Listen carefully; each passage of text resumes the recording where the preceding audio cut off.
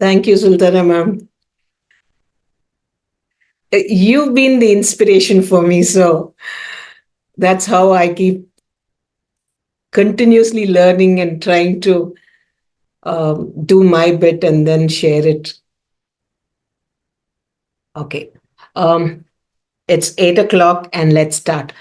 So today's to brush up about what went on previously, I just take you all through a quick recap about what we started. We started off on this operation series and why having a robust laboratory operations is so very important, and how we went through the functions of the operation management, where the process has to be designed, it has to be laid out properly, all the material and the manpower have to be in place, the maintenance of the equipment to be taken care of, the quality control aspects to be looked into, the design of the entire process, and why it is so important. And it's so important because that is why we got into this field, to ensure that every single day we contribute to patients' well being and not harm patients. And then we went on to what is the reality, how this was not there in our systems. And then finally, we came up with this the definition of laboratory operation systems, which involves the entire spectrum. So, post that, we went into the pillars of the laboratory operation, which is sample collection, quality control, equipment management, stock management, documentation, data analysis. And in order for us to get this up and going, we need key managers. And anybody could be a manager. It could be a senior technician, it could be anybody. Or it could be you having a lot of portfolios, but you need a designated person who is responsible, accountable, and who knows what has to be done. And what are the role of these key managers? Like, for example, sample collection. We need to have somebody in charge of the sample collection to ensure that the processes, the accuracy, adherence to the protocols, so on, so forth. The equipment manager, the stock manager, the QC manager, document manager, data analysis manager, training manager, with all of them in place, and each one of them knowing what they have to do, when they have to do, how they have to do it. And then when we tie up everybody in a systematic manner, we build a robust system. And to establish a robust system, we need to implement what we establish. Just establishing is of no use until we start implementing all the procedures that we have laid out to the T. Only then can we develop a robust system. So that we need to standardize all the processes and the procedures. So this is what we went and looked into depth in the last session. Now, this session is all about the pillars of laboratory operation excellence. Now, as I said, sample collection is one pillar. If a house has to stand, it needs a foundation, it needs pillars. Like that, our laboratory operations also has pillars, like the sample collection, the quality control, the equipment management, the stock management, documentation, data analysis. And for all these pillars to stay, you need a strong foundation. And that foundation is the training that one has to undergo. Unfortunately, our curriculum does not teach us this. As doctors, we are taught palpation, percussion, auscultation, but nobody teaches us laboratory management in our post graduation also. So, the foundation of any operations is the knowledge of how to set the system, how to run it, and how to ensure that it is smoothly running. So, let's dive in deep into one pillar, sample collection. That is where we have to ensure the entire process is standardized right from the time the patient enters into the hospital. He has come in for something, and undoubtedly there will be a test that he will have to undergo. And the way he enters, the way his demographics is captured during when he enters the hospital, the age, the sex, his male, female, address, telephone number, mail ID. All this is very important. And as we go along, you will come to know why we need to capture it accurately. Then the type of collection kits we need to keep. Then how we need to train the personnel.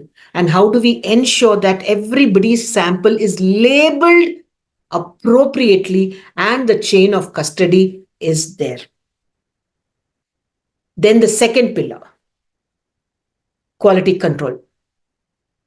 Over the years, with equipment coming in, all of us have been concentrating on QC, QC, QC, QC, internal QC, external QC, internal QC, external QC. But we all know that 70% of the errors happen in the sample before it comes to the lab. And if the sample integrity is not there, the value in the sample is not correct, it is not the value which is there in the patient's body, then on the report what we are giving is not the value which is there in the patient's body, but we are giving the value which that sample had when we put it into the machine. If the value had deteriorated, definitely the value is not correct. The second part of it, once it comes into our territory, if our equipment is not set, if our reagents are not calibrated, if the calibrator is not deteriorated, because if a calibrator deteriorates, you'll have negative bias, positive bias, you'll have outliers. If the reagent is deteriorated, you'll have outliers. If the person is not trained, you'll have random errors. And if the machine is not okay, you'll have systemic errors. And that entire system, like when you're making a dish, you should have the correct composition of the salt, the chili powder, the turmeric powder. Everything should be in actual optimum concentrations. So the reagent should be optimum, the calibrator should be optimum, the control should be optimum, the equipment should be correct, and the person behind it should be optimum. Last but not the least, the sample integrity should be maintained. Unless we have all these 5 things strongly in place, the value which is going to come out, it is junk in, junk out. And that is not the value on the report which is in the patient's body. So, lot of things go into this pillar also. Equipment management. Because if any one of those 5 ingredients which are there when a sample gets in, if the equipment is not okay, if the calibration is not okay, then this machine is not going to perform optimally. So maintenance of the machine, calibrating the machine, ensuring that it is working beautifully is a must. The next pillar, stock management. If we do not have a system in maintaining the stock, the kits that come,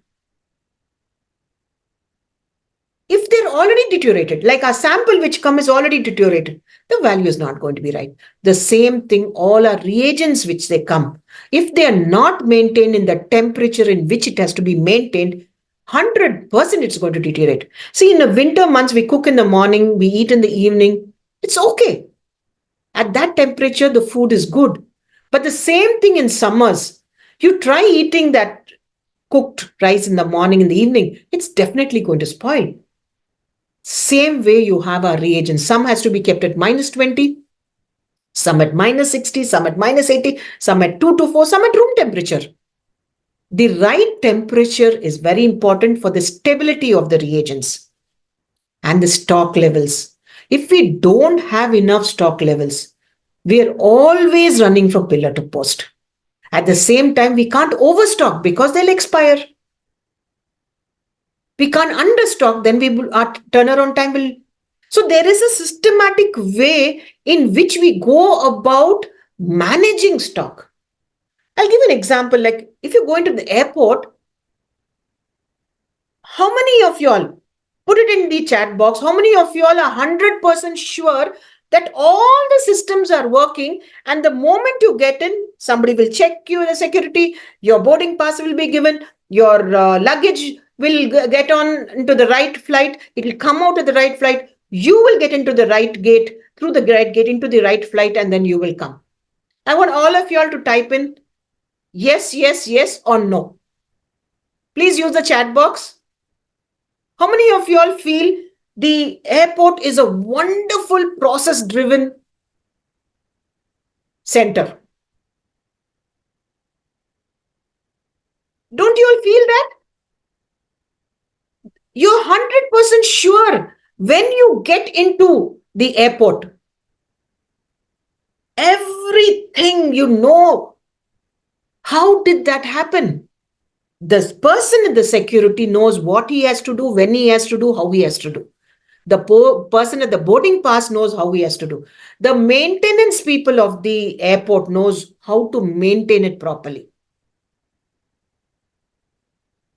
All the things that are needed to maintain the airport, they're all there. That's how we have to think about our lab also. Something that has everything in its place and everybody doing their bit, only then it will be smooth, meaning smooth in the sense the value will come correctly. And then documentation.